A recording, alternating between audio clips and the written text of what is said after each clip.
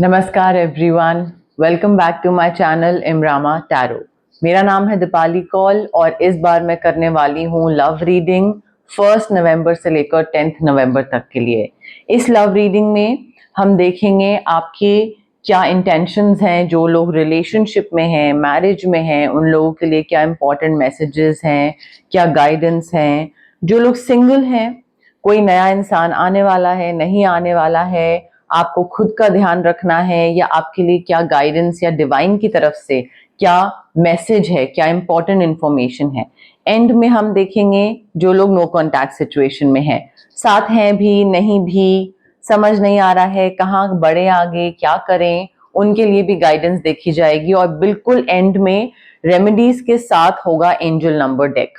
ठीक है, angel number भी आपके लिए पता करा जाएगा 1 नवंबर से लेकर 10 नवंबर तक के लिए कौन सा एंजल नंबर आपके लिए इंपॉर्टेंट है।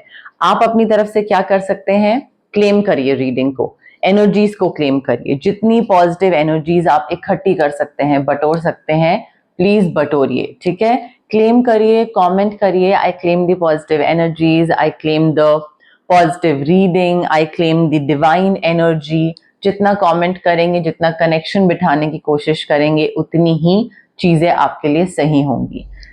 ठीक है, ये लव रीडिंग है आपके लिए 1 नवंबर से लेकर 10 नवंबर तक के लिए। आइए स्टार्ट करते हैं। स्कॉर्पियो के लिए love messages 1 to 10 November. Marriage के लिए, रिलेशनशिप के लिए क्या लव मैसेजेस हैं फॉर स्कॉर्पियो 1 to 10 नवंबर। क्या इंपॉर्टेंट चीज़ें पता होनी चाहिए स्कॉर्पियो को, किन चीज़ों का ध्यान रखना चाहिए स्कॉर्पियो को उनकी मैरिज में, उनके रिलेशनशिप में। इंपॉर्टेंट चीज़ें, love messages, important information 1 to 10 November for Scorpio.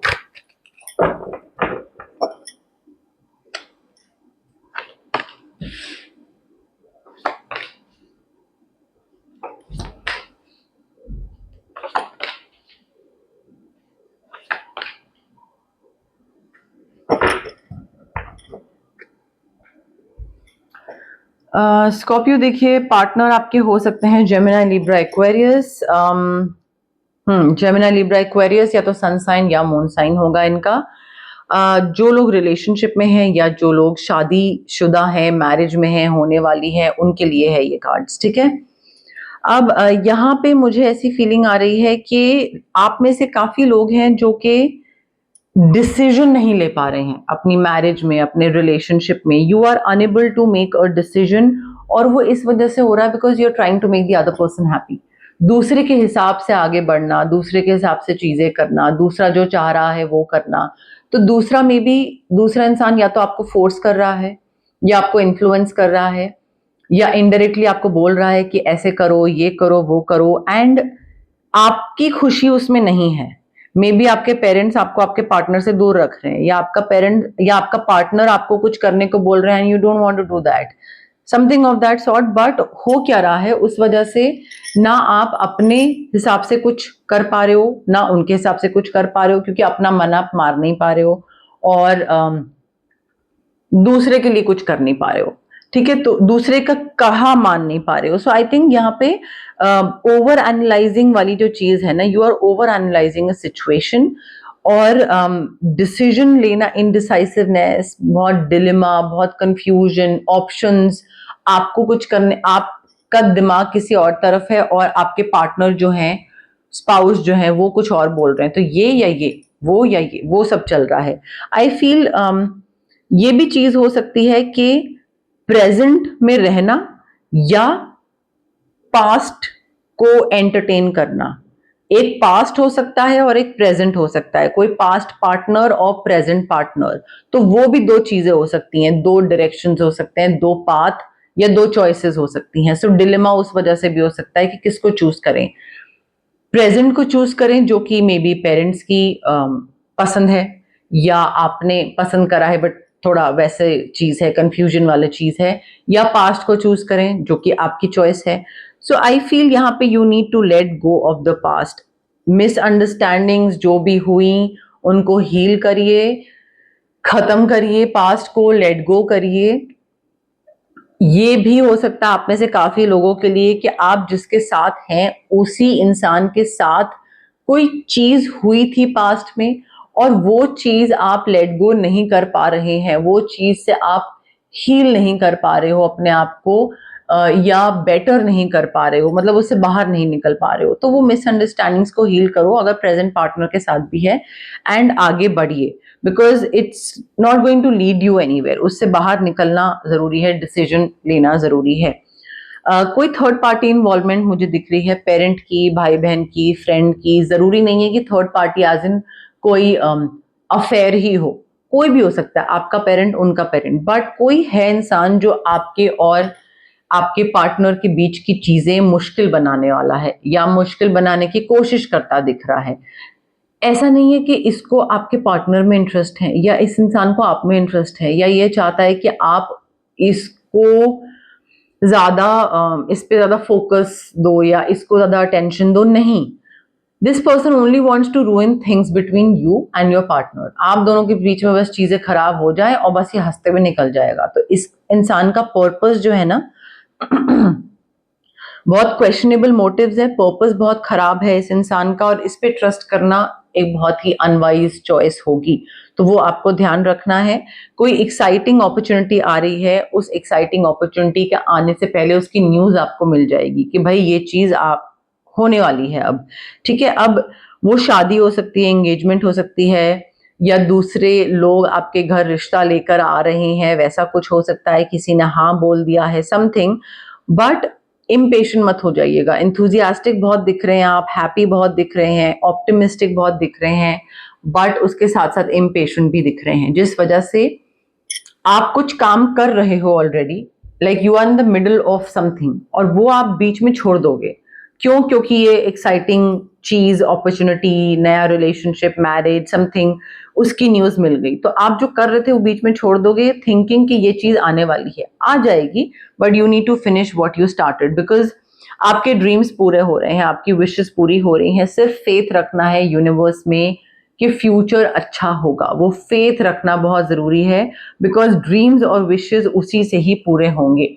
Positive changes लाना जरूरी है ताकि चैलेंजिंग टाइम जो आपके और आपके पार्टनर के बीच में था वो खत्म हो। अपनी तरफ से कुछ तो पॉजिटिव चेंजेस लाओगे ना आप, कुछ तो बदलाव लाओगे ताकि जो डिफिकल्टी फेस कर रहे थे वो खत्म हो, ठीक है। So I can clearly see light at the end of the tunnel, but उसके लिए फेथ रखना जरूरी है, और अपनी तरफ से पॉजिटिव चेंजेस लाना जरूरी है स्कॉर्पियो। सिंगल स्कॉर्पियो के लिए love messages 1st to 10th November. Single Scorpio के लिए love messages 1st to 10th November. Single Scorpio के लिए love messages 1st to 10th November. Single Scorpio के लिए love messages 1st to 10th November. Single Scorpio के लिए love messages. देखिए, आप में से जो लोग सिंगल हैं और किसी के साथ फ्रेंडशिप में हैं और आपको लग रहा है कि वो जो फ्रेंड जोन दूसरे ने करा हुआ है आपको, वो मे बी कभी खत्म हो और रिलेशनशिप में कन्वर्ट हो, नहीं, that it may never develop into a romantic relationship. ये कनेक्शन फ्रेंडशिप के बेस पे ही रहेगा, या तो आपने किसी को फ्रेंड जोन करा हुआ है या किसी ने आपको करा हुआ है, बट अगर कोई भी फ्रेंड जोन में है तो वो फ्रेंड जोन से रोमांटिक जोन में नहीं जा रहा है, ठीक है। तो अगर आप सिंगल हैं और आप सोच रहे हैं कि हाँ फ्रेंड्स वाली जो चीज है वो ठीक हो जाएगी, कन्वर्ट हो जाएगी, नहीं, वो टर्न नहीं करेगी। Something is hidden from you. कोई आपसे झूठ बोल रहा है, कोई आपसे चीजें छुपा रहा है। अब वो चीज सीरियस है या कैजुअल चीज है वो तो आपकी सिचुएशन पे डिपेंड करता है, बट कोई इंसान है जो कि सोच रहा है कि अच्छा अभी may be this is not the right time, सही टाइम आने पे बताऊंगा, बट झूठ तो वो बोल रहा है, सीक्रेट तो वो रख रहा है, तो उस चीज का आपको थोड़ा सा ध्यान रखना है। सरप्राइज करते रहिए एक दूसरे को। आई फील अगर आप सिंगल हैं और अगर आप सिंगलहुड से बाहर निकलना चाहते हैं, कोई ऐसा नया इंसान आ रहा है जिसके साथ बहुत एक स्पार्क और केमिस्ट्री बहुत अच्छी होगी। इनफैक्ट आप दोनों के बीच में एक कांस्टेंट एफर्ट आप दोनों डालोगे ताकि आप स्पार्क बना रहे, एक केमिस्ट्री बनी रहे, कनेक्शन बैठा रहे, बोरियत ना आए, तो वो दोनों की तरफ से मुझे एक्स्ट्रा एफर्ट दोनों ही लेते दिख रहे हैं, which is a very good thing I feel. Past से हील करने में टाइम लगता है स्कॉर्पियो, ठीक है। And like maybe heart break हो गया या पास्ट हो गया, उसमें टाइम लगता है। So be patient with yourself. Ex से हील करना जरूरी है, और जब हील कर जाओ, इस एक्स से बाहर निकल आओ, पास्ट हार्ट ब्रेक से बाहर निकल आओ, तभी एक नए रिलेशनशिप में एंटर करना। If you are still if you are still crying over your ex, और उसको लेकर उसकी यादें, मेमोरीज, कॉन्वर्सेशन, कपड़े, गिफ्ट्स, ये सब लेकर अभी भी सोचते हो, और फिर भी एक नए रिलेशनशिप में जाने के लिए रेडी हो, थिंकिंग के नया इंसान आएगा, तो उसकी वजह से मे बी आप हील हो जाओ, नहीं, आप दूसरे की लाइफ रुइन कर दोगे। सो पहले हील हो, जगह बनाओ, अपने अपने हार्ट चक्रा को ओपन करो। जब वो चीज करोगे, B patient with your self, उसमें टाइम लगता है। जब वो करोगे, उसके बाद कोई नए इंसान को आप वेलकम कर सकते हो, otherwise no. First you need to heal from your ex. जिन स्कॉर्पियो की नो कॉन्टैक्ट सिचुएशन है, उनके लिए क्या लव मैसेजेस हैं 1 to 10 नवंबर? जिन स्कॉर्पियो की नो कॉन्टैक्ट सिचुएशन है, उनके लिए क्या लव मैसेजेस हैं 1 to 10 नवंबर? जिन स्कॉर्पियो की नो कॉन्टैक्ट सिचुएशन है, उनके लिए क्या लव मैसेजेस हैं? जिन स्कॉर्पियो की नो कॉन्टैक्ट सिचुएशन है, उनके लिए क्या लव मैसेजेस हैं? देखिए स्कॉर्पियो, नो कॉन्टैक्ट सिचुएशन है, बात नहीं हो रही है, but deep in your heart you know what you have to do, you know the answer, you already know it, ठीक है। सो आपको जो भी सही फील होता है वो करिए, बट आई फील आप ये रीडिंग देख रहे हैं, फॉरवर्ड कर करके आप नो कॉन्टैक्ट सिचुएशन तक आए हैं जानने के लिए कि क्या हो रहा है, क्या नहीं हो रहा है, बट आपको अंदर ही अंदर आंसर पता है कि सही चीज क्या है, बट फिर भी आप एक एश्योरेंस के लिए, रीएश्योरेंस के लिए ये रीडिंग देख रहे हैं। काफी मैग्नेटिक और सिडक्टिव क्वालिटी है इस इंसान में, और वो it is surrounding you at the moment. थोड़ा पैशन दिख रहा है मुझे, फिजिकल इंटीमेसी दिख रही है, maybe no contact situation हुई भी है, आपको इस इंसान, आपको पता है कि ये इंसान वापस बार बार आते हैं, फिजिकल इंटीमेसी वाली चीज, वन नाइट स्टैंड, समथिंग कुछ होता है, and then this person vanishes again, या फिर चीजें फिर ठीक नहीं होती हैं। So deep in your heart you already know the answer, but तब भी अगर आप उसी चीज में बार बार फंसते रहो जवाब पता होने के बावजूद, तो फिर तो गलती आपकी है। Don't rush into it. मैंने आपको बोला ये हमेशा इंसान आते हैं, बहुत ही मैग्नेटिक और सिडक्टिव क्वालिटी है कि आप हमेशा खिंचे चले जाते हो, आप ना नहीं बोल पाते हो, but don't rush into it, allow nature to take its course. Time लगेगा चीजें होने में, बट कोई भी चीज में जल्दबाजी मत करिए। एकदम से ये इंसान वापस आता है तो आप वापस चले जाते हैं, फिर ये इंसान गायब होता है तो आप इसका वेट करते रहते हैं। वेट, ठीक है, wait as in not for this person, but wait के इसके लिए इस इंसान में वापस नहीं जाना है, थोड़ा पेशेंस रखनी है, एम्ब्रेस करना है, चेंज जो आ रहा है उसको एम्ब्रेस करना जरूरी है स्कॉर्पियो। ये इंसान, may be this person is not meant for you, उस चीज को एम्ब्रेस करना और एक्सेप्ट करना बहुत जरूरी है। अब देखते हैं एंजल नंबर डेक से कौन सा एंजल नंबर आपके लिए इंपॉर्टेंट है, और एंजल्स की तरफ से क्या मैसेजेस आपके लिए हैं आगे आने वाले टाइम के लिए। स्कॉर्पियो के लिए क्या एंजल नंबर इंपॉर्टेंट है 1 to 10 नवंबर? स्कॉर्पियो के लिए कौन सा एंजल नंबर इंपॉर्टेंट है 1 to 10 नवंबर? स्कॉर्पियो के लिए कौन सा एंजल नंबर इंपॉर्टेंट है 1 to 10 नवंबर? एंजल्स की तरफ से कौन सा मैसेज इंपॉर्टेंट है फॉर स्कॉर्पियो? एंजल्स की तरफ से कौन सा मैसेज इंपॉर्टेंट है फॉर स्कॉर्पियो 1 to 10 नवंबर? एंजल्स की तरफ से मैसेज और एंजल नंबर कौन सा इंपॉर्टेंट है फॉर स्कॉर्पियो 1 to 10 नवंबर?